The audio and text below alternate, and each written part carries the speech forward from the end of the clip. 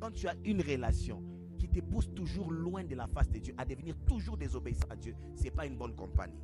Parce que Dieu est la source de toute grâce et de toute bonté. Si tu me détaches de Dieu, tu vas m'attacher à qui? L'un des signes qui doit te dire mauvaise compagnie, si tu sens que ton amour pour Dieu est attaqué, tu sens qu'on commence à t'amener à la désobéissance à la voix de Dieu.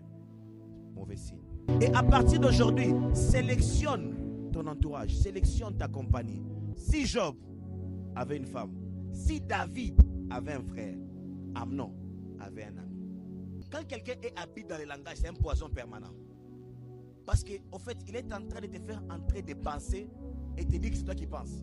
Amnon, c'est l'ami qui t'a amené en boîte de nuit la première fois, qui t'a fait comprendre que ça y est humain, jusqu'au jour où tu découvres le monde de la nuit, le monde des esprits, où quelqu'un peut marcher à 3 heures et n'a pas peur des bandits.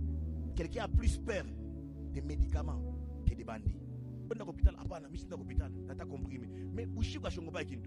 c'est le monde des esprits.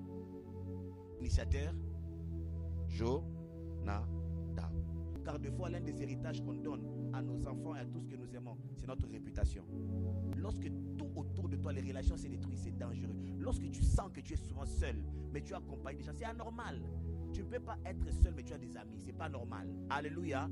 Tu n'appelles pas des gens amis lorsque tu es dans les vrais problèmes de la vie, tu es seul. C'est anormal. L'un des signes d'une compagnie stérile, c'est que les années qu'on passe ensemble ne changent jamais notre situation.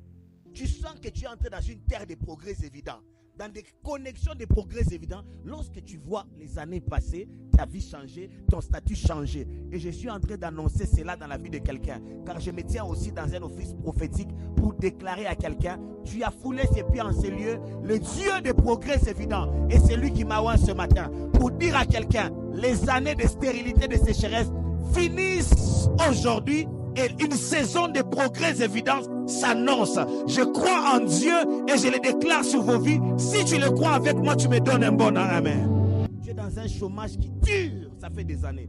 Et dans la famille, tu as des gens qui peuvent t'aider, mais ils ne font rien. Tous les jours, c'est le même langage.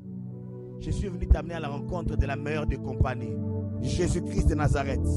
Pendant que je parle, je crois que de cet hôtel, une vertu spirituelle quitte et affecte la destinée de quelqu'un. Quelquefois, la compagnie stérile n'est pas toujours des gens qui ont animé d'une mauvaise intention, mais les gens qui n'ont pas la capacité de shifter ta vie. Il y a une différence entre les bonnes intentions et le pouvoir de faire. Il y a des gens qui nous aiment, mais qui sont incapables. Car des fois, pour tes progrès, il faut une puissance.